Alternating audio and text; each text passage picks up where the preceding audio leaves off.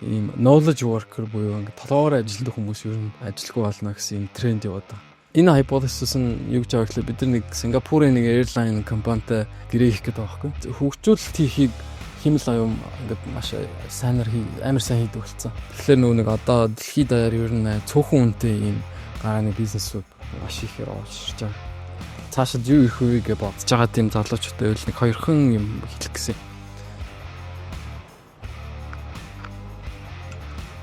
За одоо хэдүүлээ хүрлээгээ авс орох гэж байна. За сайн байна уу? За өнөөдөр ингээд танай бизнестэй танилцах гэж байна. За. Тэгээд ерөнхийдөө ямар нийгмийн асуудлыг шийдэж байгаа, ямар шин санааг хөгжүүлж байгаа гарааны бизнес вэ? Одоо бид яг нэг ийм нэг амар том тренд байгаа шүү дээ. Одоо ингээд сая GPT-5 гарсан. Тэгээд ер нь дэлхийд даяар ингээд хаашаа явж гин гэж ярьж байгаа ихлээр ийм knowledge worker буюу ингээд толгоороо ажилладаг хүмүүс ер нь амар ажилгүй болно гэсэн ийм тренд яваад байгаа. Тэгээд одоо шүү том компаниуд ингээд хөгжүүлэгч нараа ингээд амар халаад эхэлсэн тий. Эдгээр чинь зөвхөн хөгжүүлэгч биш ингээд одоо янз бүрийн call center ч юм уу эсвэл ингээд одоо консалтантууд бас ингээд хамгийн түрүүнд ажилгүй боломж гэх юм а тий. Тэгээд одоо Америкч ялангуяа ингээд шинээр төгссөн хүмүүс ингээд ажилгүй байгаад байгаа байхгүй. Тэнгүүд нөгөө талаас одоо энэ химэл аян хөгжүүлж байгаа компаниуд юу ярьж байгаа гэхэлэр одоо нэг сантехникийн мэдлэгтэй болчихоо ч юм уу тийм ингээд амар том одоо захирлууд гэж яриад байгаа. Тэнгүүд нэг буцаагаад нөгөө нэг одоо юм knowledge worker биш одоо яг physically ажилтдаг хүмүүс ингээд аягүй үнцэнтэй болж ирнэ. Тийм цаг хугацааныг удахгүй гэж харж байгаа. Угаасаа тэгж ярьж байгаа тийм тренд ингээд үүсэж эхэлсэн. Тэгээ яг бид нэр ингээд Монголд яг тэр ингээд зах зээлийг хараад ер нь яг Монголын нөхцөл байдал юу ирэхтэй гэхэлэр одоо их хүмүүс ингээд амар сүрхий ингээд LinkedIn profile энэ төр байхгүй шүү дээ Монгол ашигладаг. Тэгэл одоо ийм ажлын байр одоо ажилтан завшээ ажил одоо хайж байгаа хүн тэгээ ажил олгож байгаа энэ хоёр одоо парти юу нэг ихтэй Facebook-ээр бас ингээд одоо ингээд харилцдаг болсон. Тэнгүү за ингээд нэгт тэр байна. Тэнгүү хоёр талахаар одоо ингээд 9 сараас ингээд амар юу эхлэв штэ. Төгжрээ эхэлнэ. Тэнгүүд тэнд хүн юу бодох вэ гэхээр гэртээгээ өөрхөн ажилтаа олчихсан гэж бодох хэвээр тий. Тэгэд энэ хоёрыг холбоод бид нэг Facebook-ээр одоо яг өөртөө одоо ойролцоо байгаа юм ажлын байруудыг санал болгож агаад эхний ингээд ярилцлагын ингээд хийчдэг юм химэл аян хөгжүүлж байгаа байхгүй. Одоо ингээд би жишээлбэл ингээд нэг цагийн ажил хайж байгаа гэж бодвол би гэртээ байж агаад за өөр хавьд юу вэ? Би энэ дэлгүүрт ажиллачилдаа гэж оронгууд эхний ярилцлага заавал нэг дэлгүүртээр нь очиод нэг хүнтэй ярилцлах биш. Химэл оюунтай ингэ ярилцж байгаа гэсэн үг. Тэгээд надад үнэхээр болж байгаа болохгүй нэг тийм бас дорн хайр өгчин. Өдгөрийн гэрээгээ бас онлайнаар хийчихэн заавал офс дээр очихгүй. Тэгэл эхний өдрөө очингууд надад ингээд би ингэ юу хийх ёстой гэдгийг ингэ харагдчихад. Энэ хүнтэй танилцах хэрэгтэй байна. Энд чинээс энийг авах ёстой байна. Энэ нэг юм сургалт үзээд тэрний тест өгчих ёстой байна гэд. Тэгээ ер нь ингээд одоо Facebook дээр нэг ажлын байрны зар харлаа. Тэгэл одоо би да ажиллаа хийж чаддаг хүртэл гэх юм уу. Тэр хэсэг нь ингээд нэг юм агентийн систем өгсөрж байгаа. Одоо агентийн систем гэдэг нэг олон юм химэл оюунууд хоорондоо харилцаж ажиллахыг хэлээд байгаа байхгүй. Одоо жишээ манай дээр ингээд одоо юм байршил ингээд шалгаж координац хийдэг нэг химэл оюун байгаа. Тэгснэ тэр ингээд хийснийхэн дараа яг тэр салбартаа ингээд ярилцлага хийдэг нэг химэл оюун байгаа. Тэр ярилцлага хийцэн химэл оюуныг шалгадаг юм супервайзер химэл оюун гэж байгаа. Тэгээд тэрийг ингээд буцаагаад ингээд одоо хүний нөөцийн менежертэй ингээд бас ингээд харилцаа үүсгээ явааддаг химэл оюун. Тэгээд эдгээр ингээд хамт ингээд ажиллаад ирэхлээр agentic system гэж нэрлэдэг байгаа. Сүүлийн үед яригдаад байгаа. Тэгээд тийм хийж байгаа гэсэн. Одоо танай бизнес ч одоо гарааны бизнестэй гэж явах уу одоо өөр дараагийн үе шатанд гарцсан уу? Гараагүй шүү дээ. Гарааны бизнес тийм. Хэдэн жил болж байгаа вэ? 2 жил. 2 жил тий. За одоо энэ шатанд орох чинь одоо дараагийн шатны хөрөнгө оруулалт аваад ингээд тэлээд ирэхлээ. Гэтэ бүр ингээд тэлцсэн ч гэсэн ер нь тэгэл series A одоо хөрөнгө оруулалтын шатууд байгаа шүү дээ. Хамгийн эхлээл нэг санаа ахтаа ингээд за нэг одоо юу гэдэг angel round босгож байгаа. Дараа нь pre-seed, seed round, тэгээд тэрний дараа series A, B, C, тэгээд магадгүй IPO ч юм уу тийм нэг ийм 5 ийм хөрөнгө оруулалтын шатууд байгаа шүү дээ. Тэгээд IPO хүртэл ер нь стартап гэж ер нь дэлхийд даяар яриад байна. Одоо та аль үе дээр pre-seed дээр pre-seed босгоцсон seed руу гараагүй байгаа шүү дээ. Хамгийн хоёр дахь хөрөнгө оруулалт. тэгвэл энэ чинь амар хугацаа шаарддаг юм шүү дээ. Тийм шүү дээ. Компаниуд IPO хийж Одоо Eureka удахгүй ингээд IPO хийх гээд байгаа гэсэн шүү дээ. Тэгэл одоо хүртэл тэгэл ер нь юм гарааны бизнес corporate руу шилжиж байгаа шүү дээ. Хаа байсан тий. Тэгэл гарааны бизнес л гэж байгаа стартап. Одоо энэ ойролцоогоор зах зээлийн үнэлгээ нь хэд болсон байгаа 2 жилийн хугацаанд? 2 жил үү мэдгүй бид нар 2 жилийн өмнө тэр бүүн 400 500 үнэлэгт 500 ч лөө үнэлэгдэжсэн. Тэгээ тэрнээс хойш босгоогүй учраас яг үнэлгээ бол хэлж чадахгүй. Тэгэл хамгийн сүүлийн раундаараа л ер нь яригддаг л да. За тэгвэл 1 тэрбум 500 2 жилийн өмнөхөр нь. Тэгэхээр одоо 1.5 тэрбум үнэлгээтэй офсер гарааны бизнес офстэй танилцсан. Тэрүүгээр одоо бас баахан шагналуудах шүү дээ. Энэ ямар очтой шагналууд вэ? Энд тий.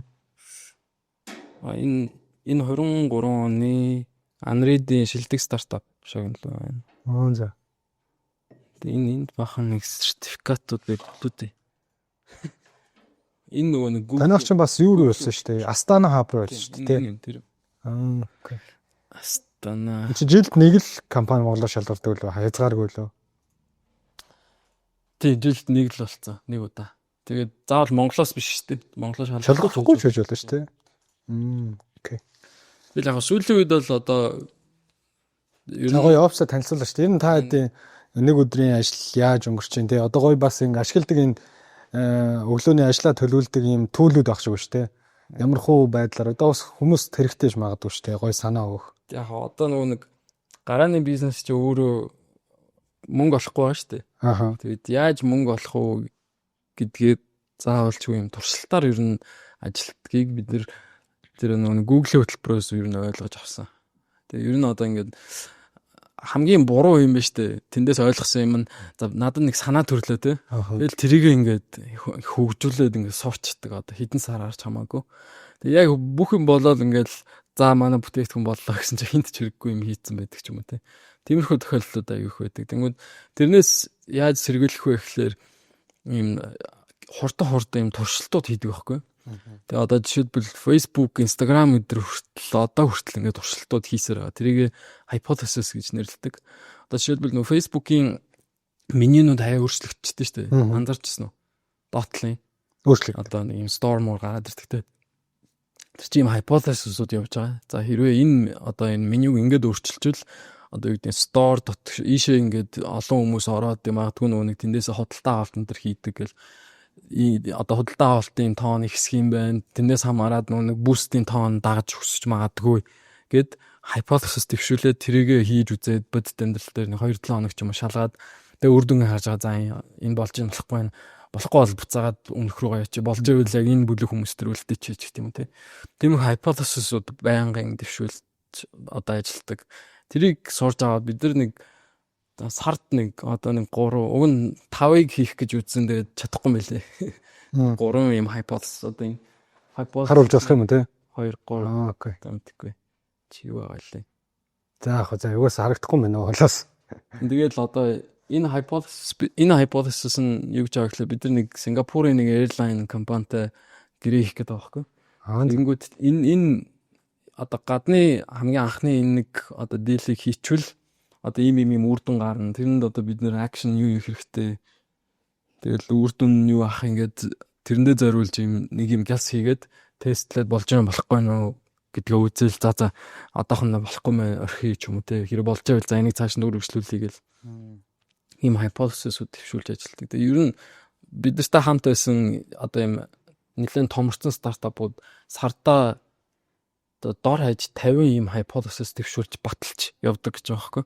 Тэгэл амар олон багтаа. Тэгэл одоо юу гэдэг нь тэр нь маш олон ийм за би энийг ингээд хийчихвэл ингэн гэж бодож байна хэдлээ нэг туршаад үзчихийгээл туршиж үзэл хамгийн сүүлд нь 2-7 хоногийн дараа тэрийг өгөгдлөөр ингээд баталгаажуулах хэрэгтэй. За бид нар сая ингээд одоо юу гэдэг сошиалаар ийм кампайн татсан чинь тэдэн хүн харсан байна. Тэдний тэр хүн одоо 50% ч юм уу ингээд клик дарж орсон байна. Тийчнээсээ 20% нь төлбөр төлсөн байна гэх юм уу те. Анх бол hypothesis дэвшүүлэхдээ за энэ кампайн ажлыг өрнүүлэхэд доор ойж 10% нь төлбөр төлчүүл энийг цаашаа хөгжүүлээд явъя гэх юм. team hypothesis дэвшүүлэл гэсэн чинь өөдөө 20% за энийг хий эсвэл 1% байвал за энэ арай худлаа hypothesis байсан мэн дүүл өөр юм хий ингээ явт юм л. Тэгээ эн чинь юу яах гээл ингээ hypothesis дэвшүүлээд байна гэдэг нь өөрөө зах зээл дээр хаана бид нар байрших хэрэгтэй байгаа ингээ хайгаа яваад байгаа байхгүй. Product market fit гэж нэрлэдэг. Product market fit хаана бид нар ингээ байрших хэрэгтэй юм. Тэрийг анх ол мэдгүй байгаа шүү дээ. Зүгээр та одоо ийм гоё санаа байна гэж бодоод тэрийг хийгээ яваадсан чинь өөдг нь market fit байхгүй бол тэгээ дампуурна тий. Тэрнээс яаж сэргийлэх вэ гэхлээр ингээд ийм жижигхэн ийм тестүүд ингэж хийж яваал тэр нь зарим болон зарим болохгүй. Бид сая 24 онд баг 20 эдэн ийм бүтээгдэхүүн хөгжүүлээд тэндээс одоо болж байгаа нэг 5 6 л ах шүү. Тэгэл тэдрийг улам ингээд сайжруулаа ингээд яваад. Монголоор бол одоо хурдан бүтлгүүтэл юм шүү дээ. Маш хурдан хийгээд үзтэй. Хурдан хийж үзэл одоо үр дүнгээ аав. Тэгэхгүй нэг хуучаа уламжлалт арга барилаар чи бид нар чинь тэгэл үр дүнийг гаргах гал 3 сар юмаа хийгээл одоо хоочин чинь ингээл айр зураал ингээл амар том спринтүүд хийгээл тэгэл нэг хэдэн сарын дараа бүтээгдэхүүн нь болоод тэгэл нөгөөх нь нэг удаа кампайн хийж үзэл болохгүй бол тэгэл тэр стартап тарчдаг гэсэн баггүй. Тэгж болохгүй шүү дээ. Тэр хүний амьдрал явж байгаа шүү дээ. Одоо стартап хийж байгаа хүмүүсийн амьдрал байна. Яг тэнд ингээ ажиллаж байгаа хүмүүсийн амьдрал байна. Тиймэрхүү байдлаар хийж болохгүй гэдгийг аим маш сайн ойлгосон. Тэгэл сүүлийн нэг жил гаруй дандаа юм hypothesis дэвшүүлж ажиллаж байгаа. Энэ яадаг самбар байна. Энд бас нэг самбар байгаа шүү дээ. Энэ жоо гэл хийхстэй ажлууд гинт яаралтай ажлууд гарч ирнэ. Одоо явж байгаа ажлууд дууссан. Тест рүү хөгжүүлэлт хийхийг химэл аюум ингээд маш сайнаар амар сайн хийдэг болсон. Тэгэхээр нэг одоо дэлхийд даяар ер нь цөөхөн үнэтэй ийм гарааны бизнесүүд маш их олширч байгаа. Таних удаа хэдүүл юм. Одоо бид нар сая энэ жил эхлэхэд 7 8 лаа байсан. Одоо 3 лаа. Амар цөөрсөн биш үү те. 7-8-аас хуваар ярил амар цөөрсөн. Тий. Окей. Одоо тэгээ 2 жил яг ийм гарааны бизнесийг аваад явхад хамгийн кайф нь юу вэ? Одоо чи нэг компанид орол тогтмол цалинд цаадаа нэг 2 удаа буудаг өдрөө санаа зовхгүй цалин буугаал явхад тэгэл удирдлагын хийгсний хийгээл явхад бол асуудал биш шүү дээ. Компанид ажиллах бол. А гэтэл одоо та нэг баг нэг гэр бүл болоод өөрсдөө 2 жил ингээ явхад сайхан кайф нь юу вэ? Кайф нь гэвэл яг нэг дуртай юм хийж байгаа. Чи ингээд аюу сонирхолтой байхгүй. Одоо яг эн чинь ингээд амьдрал дээр өрнөхөр аим сонирхолтой. Маш олон хүмүүстэй танилцсан ийш тийш явна. Зөвхөн Монголдоо биш шүү дээ. Гадагшаа орнд зөндөө хүмүүстэй танилцсан их юм сурч байгаа. Тэгээ ер нь тийм янз бүрийн degree interest хамаагүй илүү юм мэдлэг ер нь хөрөмтлүүлж байгаа гэж би дотор боддتي. Хоёрт бол ингээд одоо жишээлбэл яг ийм том байгууллагад ажиллавал чиний ингээд сарын орлогочин ингээд лимиттэй шүү дээ. Чи сайн ажилласан ч хамаагүй ингээд цалингийнхаа лимитэр ингээд тулаал ингээд явна тий. Стартап болохоор чи үнэхээр ингээд өөрөө сайн борлуулалт хийж чадвал тэр нэг одоо орлого олгын лимит гэж байхгүй шүү дээ. Явал хязгаар байхгүй.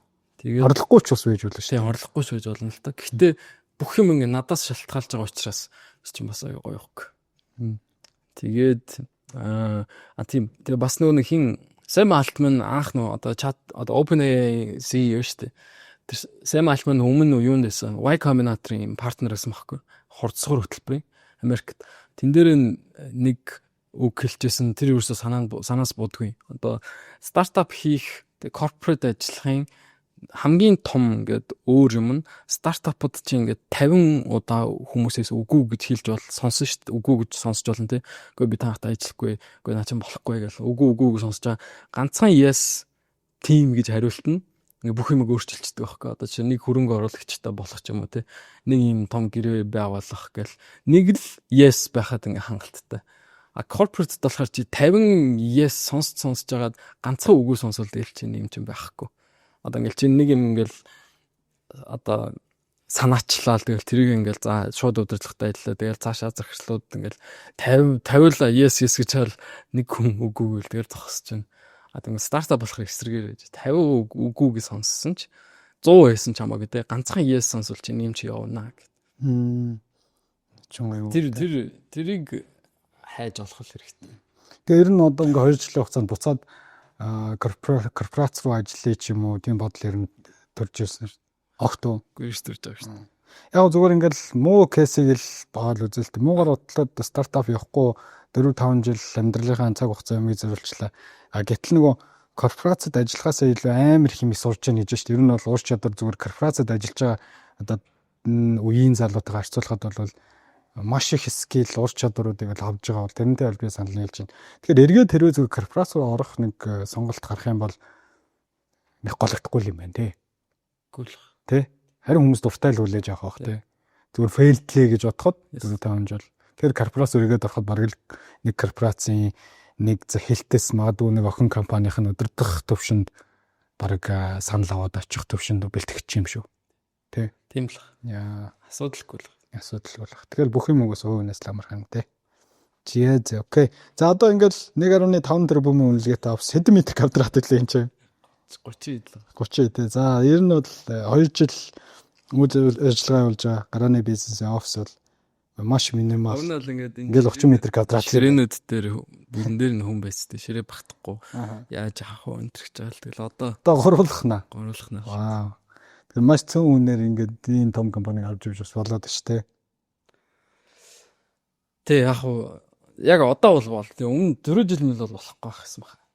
Яг одоо бол болно. Яг одоо бол бүтээгдэхүүн ямар бүтээгдэхүүн хөгжүүлж байгаас шалтгаалаад өөр байна тий. Одоо бол зөвөр нэг 2 хүнтэй ийм юм Монгол мөнгөөр одоо хэдэн 10 тэрбумаар үнэлэгдэж байгаа 2 хүнтэй компаниуд байна шүү. 2 хүн. Нэг CEO, нэг CTO. Тим компани зөндөө байна. Тэгээ одоо би одоо жишээлбэл ингээ яг энийг хэрэг цаашид юу их вэ гэж бодож байгаа тийм залуучуудтай үл нэг 2 юм хэлэх гэсэн. Саяны хэлдгээр яг одоо бол одоо хаасайгүй this is the most exciting time to be a founder. Одоо ямар нэгэн компани үүсгэн байгуулах хамгийн тохиромжтой үе гэж байгаа. Саяны хийсэн шалтгаанууд тий. Одоо knowledge work буюу одоо юм оюуны ажлыг бол химлооноор яаж хийж байгаа. Химлоон барилга барьж чадахгүй гэхдээ knowledge work-ыг бол үнэхээр сайн хийдэг болсон. Тэрийг ингээд ухаж жаад ингээд өөрөө юу хиймээр байгаа, зах зээл дээр юу хэрэгтэй байгааг ойлгоцсон бол тэрийг бол ингээд нэг компани үүсгэн байгуулаа хийхэд одоо бол биш юм бол ингээд өөр хизээ хийж хэлмээр хамгийн гоё юм аа. Хоёрт болохоор Монголтой холбоо дээр бол дараа жилийн одоо манай цахим яам амлаалгаа дараа жилийн 26 оны 1 сараас эхлээд нэг татрын хөнгөлтүүд ер нь хэрэгжиж эхэлнэ гэж амлаалгаа. Тэр хуулийн тусна явж байгаа юм шиг л шүү дээ. Бат шуугар сайд дээр. Хууль нь бол батлагдсан шүү дээ. Тэрний одоо журам байхгүй. Журамын батлагдаад. Сая яг бид нарт нэг драфтыг үзүүлсэн л дээ. Тэгэл яг тэр батлагдчихвол ер нь нэг 26 оны 1 сараас гэж амлаад байгаа. Тэнгүүд тэр чинь ингээд нэг янз бүрийн одоо нэмийн наадхлын шимтгэл хүн амын орлогын дотор нөөц интерес чөлөөлнө гэж амлаад байгаа. Хуулийн дээр бол заасан баа. Тэгээ химэл оюуны хөгжүүлэлт хийж байгаа компаниудад давхар грант болгоно гэсэн юм заалтууд байгаа. Хэрэг үнэхээр яг ийм одоо мэдээллийн технологи сонирхолтой хүмүүс бол тэр хуулийг олж уншаад боломжуудыг хараад тэгээд яг одоо ингээ компани байгуулахад ингээ хамгийн тохиромжтой аманд гоё таарч байгаа юм шүү дээ. Тэгэл яг бид нар сайн ингээл янз бүрийн гадны хөтөлбөрүүд рүү ингээл apply хийж байгаа хөөе. Одоо Узбекистан ингээд $1 сая энэ шагналын сантай юм стартапын хурцгаар хөтөлбөр тэмцээн энэ төр хоцлсон хөтөлбөр зарлаж байгаа. Тийш apply хийсэн чинь өмнө Казахстан танилцсан нэг трекер нь тэнд бас орцсон явж байгаа юм л т. Тэгээд Монголоос ерөөсөө аппликейшн амар цөөхөн байна. Чи ингээд өөрийнхөө ингээ хүрээллээсээ ингээ хүмүүст ингээ дамжуулаач мэдээлэл очихгүй юм шиг. Монголоос ингээ аппликейшн авах хүсэлтэй байна. Тэгсэн чинь компаниуд apply хийхгүй байна гэдэг байхгүй. Тэр ямар хөтөлбөр гэхээр одоо жишээ Узбекистан чинь өөрөө 30 сая хүн амтай шүү дээ. Монголоос 10 дахь их. Тэгвэл чи айгүй том зах зээл байгаа. Дээрээс нь одоо яг тэр зах зээл рүү ороход мэдээж эхний нэг хэдэн сар аюу чухал те. Хаана юу. Тэгвэл Ташкент хотод авчираад үнгүү байршуулад үнгүү амьдрах газрын нөгөөд дээрээс нь ингээд офис үнгүүгөөд тэгээд одоо 3 сарын дотор ингээд тийм офис энэ төр өгч байгаа хгүй. Тэгээ 3 сарын дотор үнэхээр одоо перформанс сайн байвал ингээд багаар ингээд мөнгө өгөөд байна гэж байгаа. Кэш өгнө гэж байгаа. Хайр эрхлүүлсэн. Тэгс Монголд эсрэгээрээ ингээд цаг хугацаа явах тусам ингээд өрөнд орж идэг. Тэгсэн чинь Узбекистан болохоор бүх татвар нь 0 шүү дээ бүр. Ямар ч татвар төлөхгүй зөө. Дээрээс нь сайн хийгээд байвал ингээд мөнгө өгье. үнэгүй амьдрах газрын үг энтерхэд ингээд дээшээ Монголд авш. Тэгээ дараа жилээс яг сайжрна гэдэг. Сайжрах бах. Тэгэл бид нар өөрсдөө бас дуулуур хэрэгтэй байна тий. Энэ хууль журмыг батлуулахад бас сошиал медиагаар хүмүүс залуучууд энэ хүмүүс дуурчиж нөлөөлөх хэрэгтэй шүү дээ. Цахын зүгээр IT паркийн том байшингийн таланд нь ингээд сууцсан өргөөг бид нар гаргах чадахгүй. Кино завдар дийлэхгүй шүү дээ. Тэгэхээр энэ салбар ингээд ямар цөөхөн хүмүүс анхаарлаа хандуулж байгаа нь ингээд тэндээс л харагдаж байгаа. Олуулаа байсан бол тэ эн чи юм өргөө бүр ингээд айгаа зогтсон шүү дээ. Тэгсэн чинь ингээд даварцаа өөр хүмүүст ингээд төрөслөө. Одоо бид нар жишээ нь энэ офисыг метр квадрат нь 50,000 хавцаа төрөсөлдөг байхгүй. Өргөө гэсэн чинь 7,000-аар төрөсөлдөг гэсэн чинь 1 метр квадрат юм. 7,000 одоо олон жилээр гэрээ яцсан юм тийм. 7,000-аар энэ хавьт ингээд төрөсөж хаанч болдохгүй зү. Амар том талбай 7,000-аар төрөслөө. Тэгээд дамлж өөр газруудад төрөсөлдөг. Тийм сон хүмүүс байна. Хинэх хүмүүс тэр хүмүүс нь одоо сонсож байгаа л гэдэг тий. Тэгэхээр угаасаа тэгээс шүүхтэй бас яваад ах шүү. Шүүхийн шийдвэрийн гарцсан тий. Хадахгүй бас шийдэгдэх хаа тий. Шийдэгдэх бодоод үнэтэй. Арай хүмүүст нь дөнгөж эхэлж байгаа стартапууд ингэж бөө юм болол ингээл төрөөс мөрөөс төлөөл дотроо төлөвч тэн зүгээрс нэг бачка метр квадрат. Одоо биднээс ингээл дуу болоо яг бүрс хэрэгсэлж та. Юу болоо яг над зүйлч хүмүүс мэдэхгүй л байна та. Гол нь хүмүүс мэдхэл хэрэгтэй. Ингэж л одоо мэдэхгүй бол та. Энийг ингээ рил болгоод тастаад оруулнаа сайн яах. За тэр хүнд ингээд болооч ичээч бүр арай л ичээгүй юм а тий бүр нэг. Тэгснэ одоо жишээ нь бас миний аим сонирхдаг хөл бөмбөгийн холбооны ерөнхийлөгч болсон ёо. Тэндээс ингээд одоо FIFA-гаас ер нь нэлээд санхүүжилт авдаг учраас тэрийг мэдчихсэн ингээд нэг юм яаж юм шимэгчилж одоо ингээд нэг мөнгө олох уу зах зээлийн журмаар мөнгө олж чадахгүй болохоор нэг ийм сонирм хийддэг юм ахтар байна. Би аль зүгээр тэр үнийг аягүй жигшэж байна. Тэгэхгүй нэл шийдэх төлөвтэй. За окей. Утсан дуурчих шин дараагийн бас уулзалтад хүлээж авах. За амжилт өгшин. High five баярлалаа. За өнөөдөр ингээд oneplace.hr тэ стартап гарааны бизнесийн хамт олно зочлоо. Дараагийн бичлэг хүртэл түр баяртай залуусаа.